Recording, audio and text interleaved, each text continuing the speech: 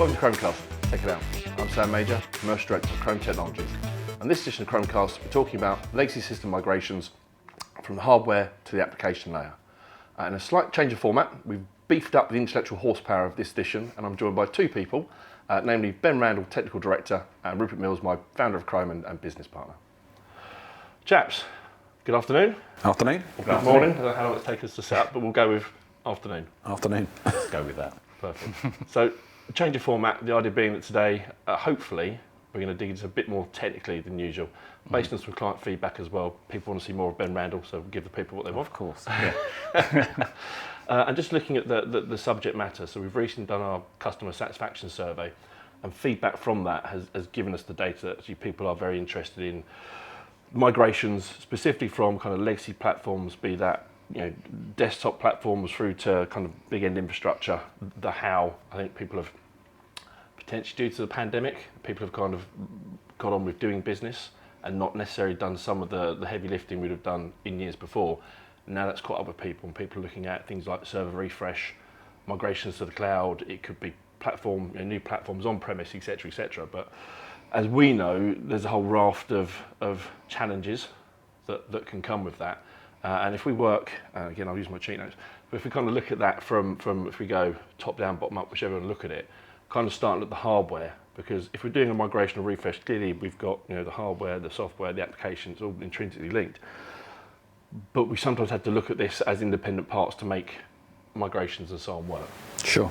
Yeah, I mean, if we were addressing it for a client, and as we often do, you kind of look at the four different stages. You've kind of got the hardware, the virtualization layer if it's relevant, the operating system layer, and then the application layer. And you're right, you've got to take all of those into account when you're looking at it as to what are you trying to do, which of those are you trying to get away from, if not all of them. Yeah. So yeah, we can start with the hardware layer. It's as good as any, and there's a lot of changes in hardware going on at the moment. Obviously, you've got a lot of migration to SSD going on at the moment, so a lot of new storage arrays and stuff, if you're sticking with on-premise arrays, are SSD based. You've got to look at the suitability for the stuff you're putting in it, the data you're putting in it, and work out whether or not it's going to fit on SSDs, or how the various different compression and encryption algorithms within the or how the various different compression and data reduction algorithms within the platform will work with the data you've got. So historically you used to say, I need 100 terabytes of data, and we get 100 terabytes of storage. Yeah. Now what tends to happen is you say, I've got 100 terabytes of data, well you actually need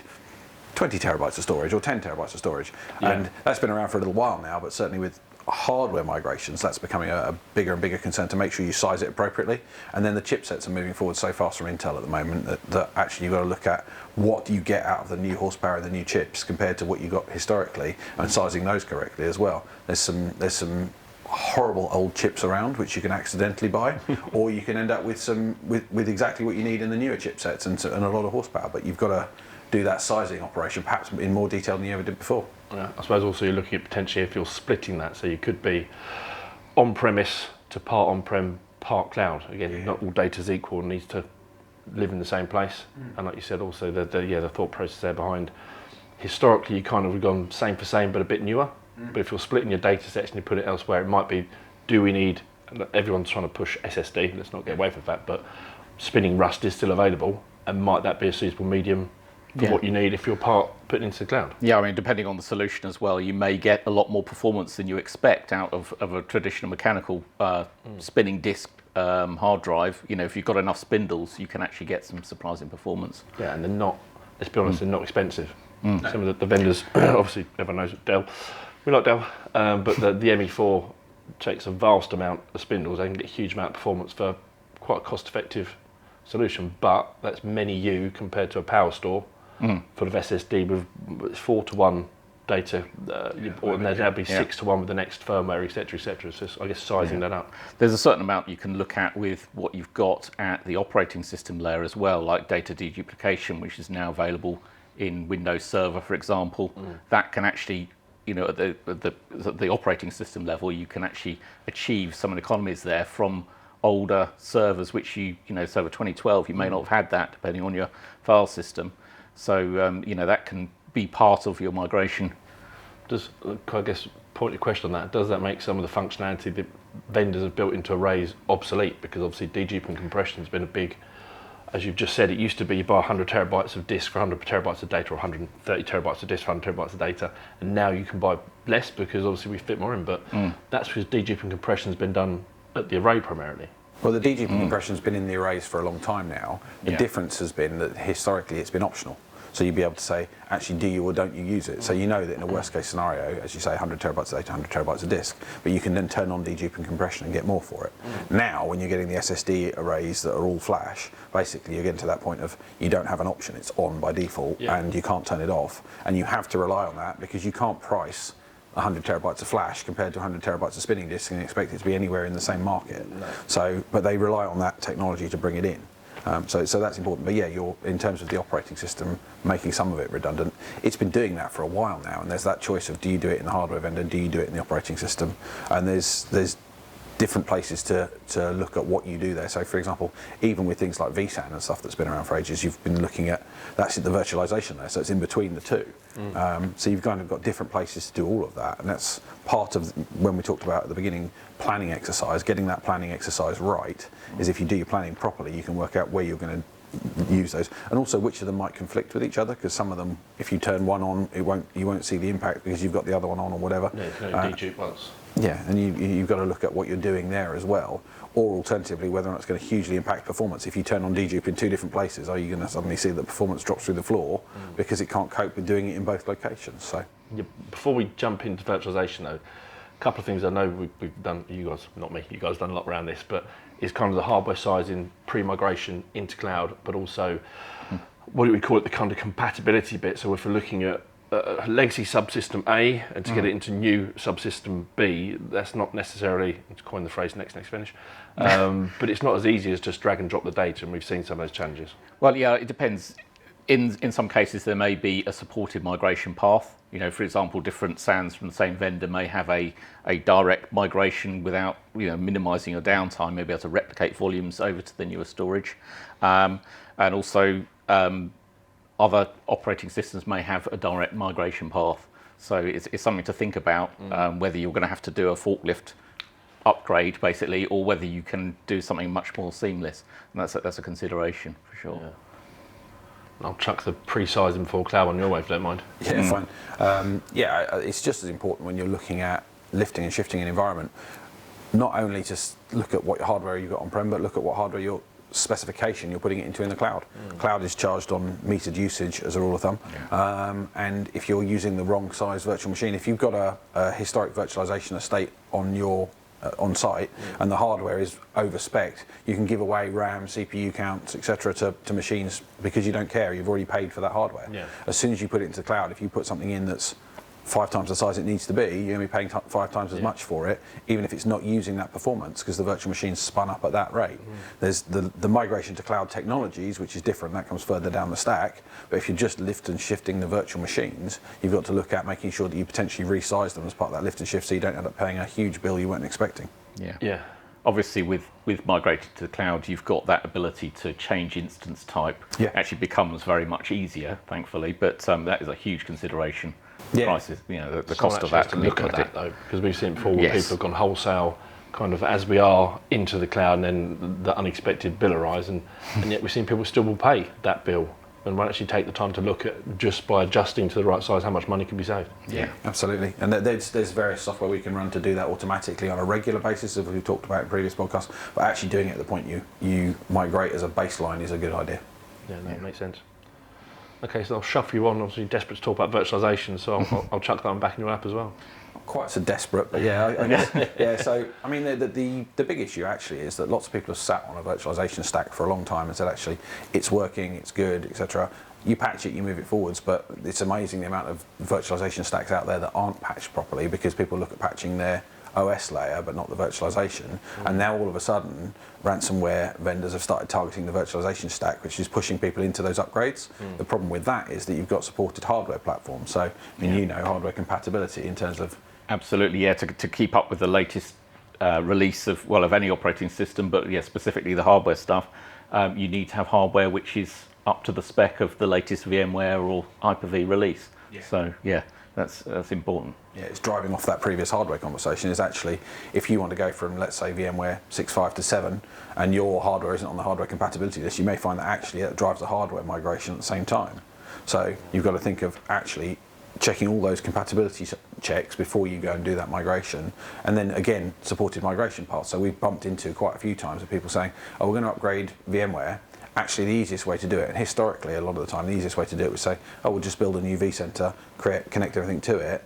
One of the big gotchas at the moment is people with backup systems, where you say actually the backup system now ties into your virtualization rather than your operating system, and if you just do a wholesale replacement of your vCenter, all of a sudden your backup footprint doubles, because historically you've got that issue of your backup is there and it's versioned.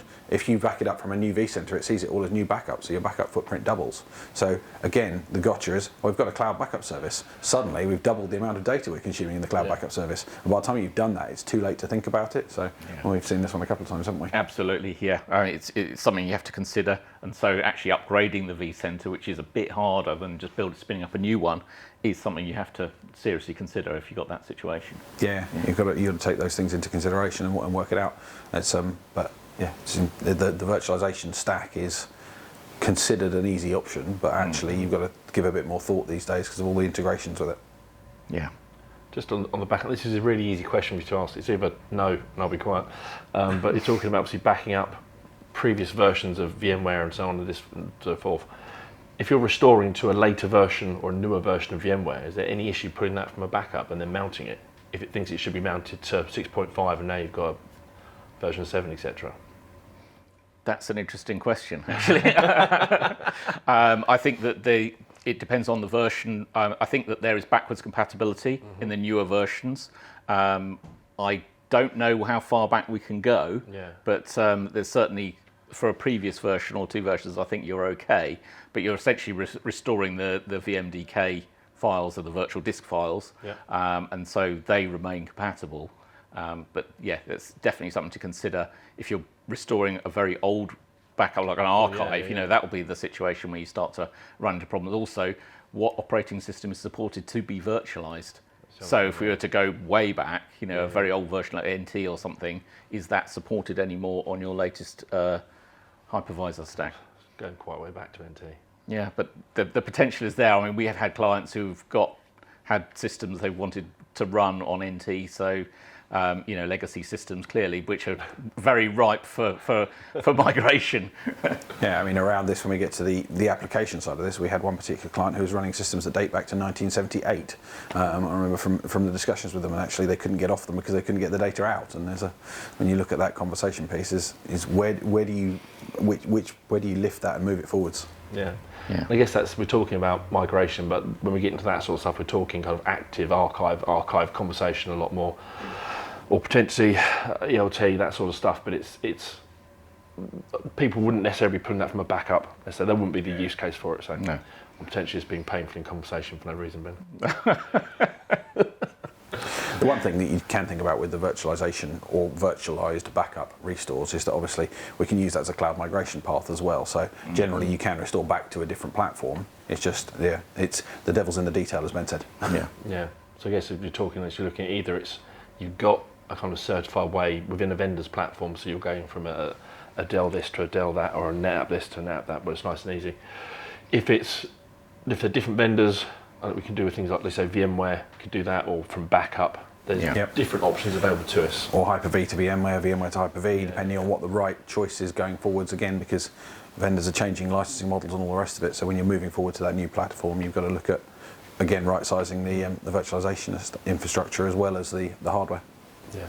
Yeah. Okay. A fair bit for me to try and digest and pretend I understand. So moving up that stacks, and we move up to virtualization into the operating system. I guess there's some interesting challenges there that we've got facing us with, obviously, as we just touched on, some legacy operating systems. Also, I know Windows 11, etc. is on the horizon. There's some interesting stuff there. Well, even closer than the horizon, it's basically here, isn't it? So there's hardware considerations with Windows 11.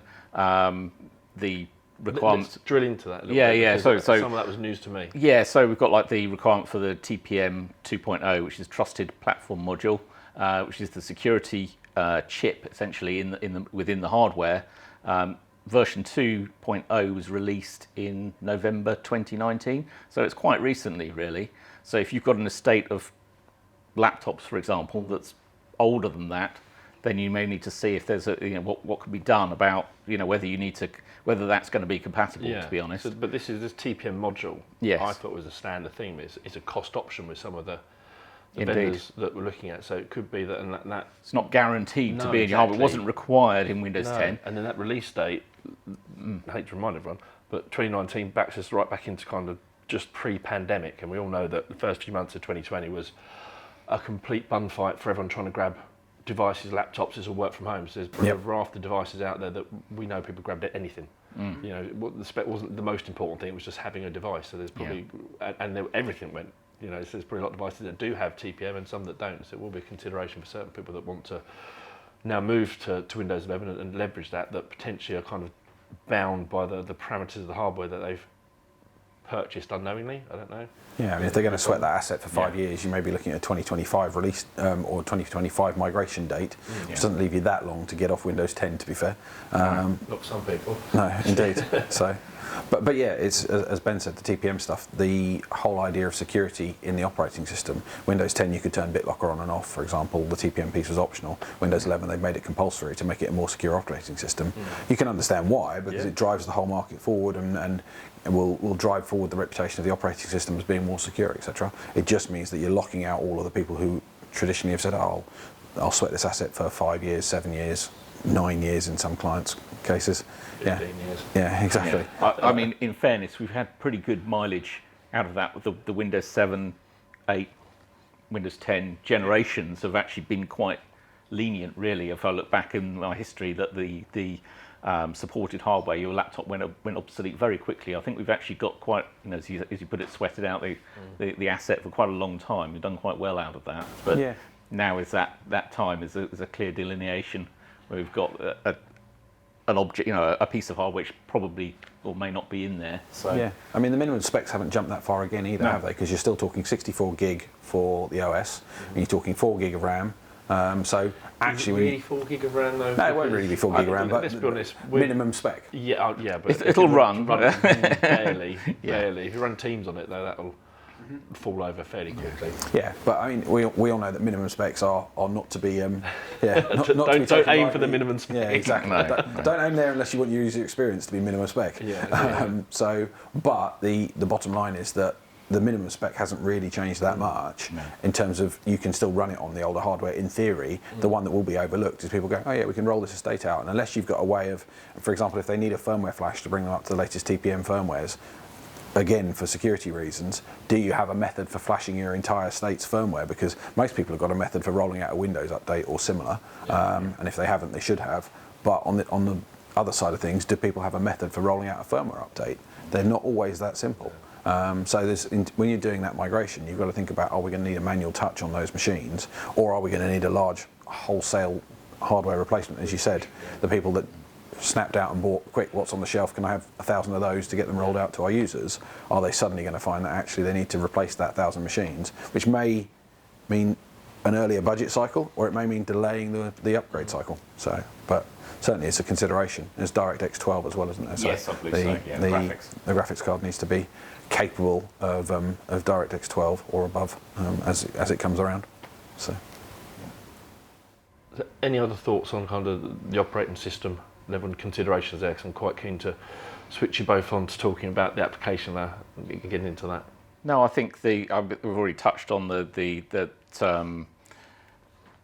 hardware for the laptops and so on. There's certain considerations about what the operating system can support in terms of disk volumes and so on. There are some things like you may need to consider on Windows Server, for example, if you're using refs volumes, that if you were considering disconnecting drives and connecting to the other servers, that's strictly speaking not a portable drive format. So it's okay to go up a volume, but if you up a version, if you go back again, you won't be able to read the data. So there's things like that you need to. Then. Yeah, you do need to consider that. But if you're going upwards, backwards compatibility is good, but going back the other way, not so much. Try to avoid it. Yeah. Okay. Yeah, obviously server versions moving forwards, it's going to become in the future largely similar to what they're doing with the desktop version, I'm sure. So it's worth considering whether or not you buy your servers with a TPM chip in them at the same time these days if you're doing server upgrades, because it's worth it. yeah, it's not a lot of money. I think it was £150 extra, something like that, when we did it recently for a client that didn't have TPM in the servers. And you could actually buy them in the servers as a plug-in module later. But it's worth considering that might become part of what you're trying to achieve in the long run as well. Yeah. Okay, so going from server, then kind of my brain naturally leads us up into the application layer. And we've seen over the last couple of years challenges with people, I guess, having fun with vendors around some of the commercials that will cost them to migrate some of this data from either live or legacy platforms. And I know, Rupert, specifically, you've had a bit of work in this area. Yeah, one or two. Yeah, exactly. So it'd be good just to get, I guess, some information out of you. So sort of things you've seen, challenges people are facing. So obviously it's not a one-time thing. We've had more than a few instances we've helped people, but it's an ongoing challenge that people are facing. Yeah, sure. So, I mean, you've kind of got different things there. So you've got the standard applications that people will look at. So they'll talk about things like Office and stuff like that. We go through that all the time, of how you're going to upgrade to the latest version of Office, what you're going to do to upgrade to the latest version of whatever it might be, Sage, SAP, whatever you're doing on the client side. And there's the client upgrades. I mean, we talked about earlier about operating systems. There's new deployment mechanisms, so a whole load of Azure joined stuff, such as autopilot and stuff, for getting operating systems out, deploying new apps while you're doing that, etc. Can be built into those. So there's the client side of applications to get out there, but in terms of the actual thing that's really locking people in on legacy platforms, generally seems to be data. So if you've got a major issue with an old application, a legacy application, you need to get that data out, it's not uncommon at all for vendors to play there's no way to get that data out, you need to do this, and you need to keep buying our platform for the next 25 years, whatever it might be. And more often than not, we've done a lot of work in sort of the ETL space recently, sort of extraction, transformation, and load for the sake of completeness, where you're basically saying, actually, let's have a look at that system and how we can get the data out. We did one just recently where one of the large database vendors was suggesting that it would take, they'd need to spend, I think it was £250,000 on upgrading licenses and keeping the system ad infinitum. And we said that we thought we could get the data out in about 20 days rather than doing that and then give them the data, the client the data, so they could do something else with it. We proposed a 3-day POC, and actually we did the whole job in the 3-day POC. So it was kind of £250,000 versus £250,000. That's obviously a significant saving. Yeah, absolutely. I mean, it was, but it's not uncommon. We see it a lot in the space of trying to get stuff out of legacy applications. As a rule of thumb, vendors, and I don't want to tar them all with the same brush, but as a rule of thumb, vendors will often try and keep you on their platform by pointing out how hard it is to migrate away. Of course. Our job in a lot of these situations is to actually look at, if the right thing to do is to stay on that vendor's platform, stay there, upgrade it, bring it in that whole cycle that we've been talking about, and get them up to the current version. And then you go back through the usual cycle of what are the supported hardware versions, what are the supported software versions, operating systems that are supported, and then you put the latest application on there. Yeah. But actually, in a lot of cases where people are talking about like migrating away from legacy systems, which is what came out in the customer satisfaction survey, they're talking about, how do I get rid of that thing that's 20 years old ticking in the corner that I don't need anymore? Yeah, paying a fortune for. Yeah, we see it a lot in the M&A work. Ben and I have just been on a project where they're moving from a very large organisation into, they've carved off a small piece of it, and our client has bought that small piece, and actually we're looking at getting involved in the various different carve-outs of the systems going there. And there's a whole bunch of stuff that's not needed from, for example, a very big SAP installation.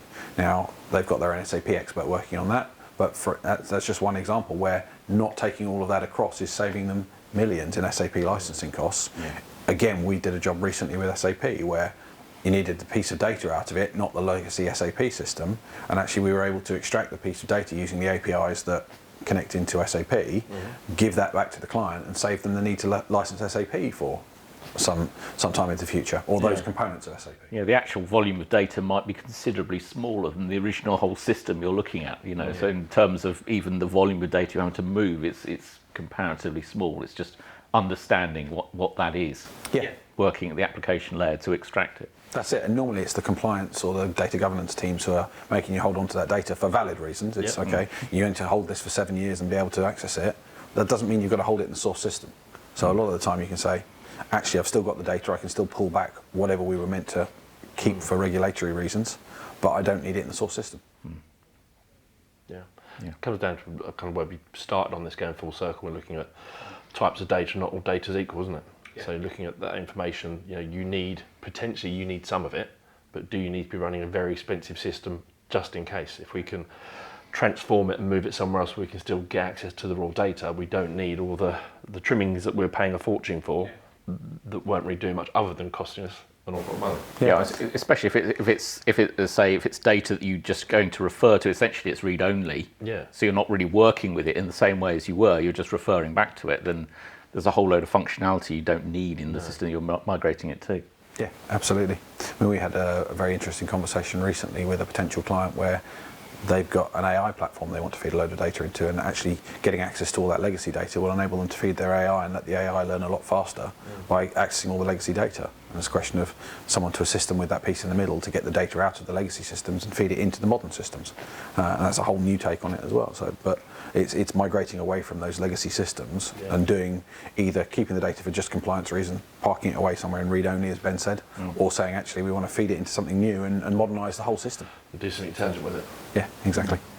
Brilliant. So we've done all sorts. Yeah. And we should continue to do so. Yes. Well, listen, guys, thank you very much. It's been really interesting today. I'm sure we'll be doing more of this. So hopefully we can get some more, deeper technical information than certainly I bring to the table. So thank you very much. I'll start again. Thank you very much for your time. Yeah, thank you for having me. Yep, thanks. Cheers, guys. And thank you for joining us on this edition of Krome Cast. Check it out. By all means, leave feedback in the comment section below on anything you'd like us to cover in a future episode. Like, comment, subscribe and share. Join us again next time on Krome Cast. Take care.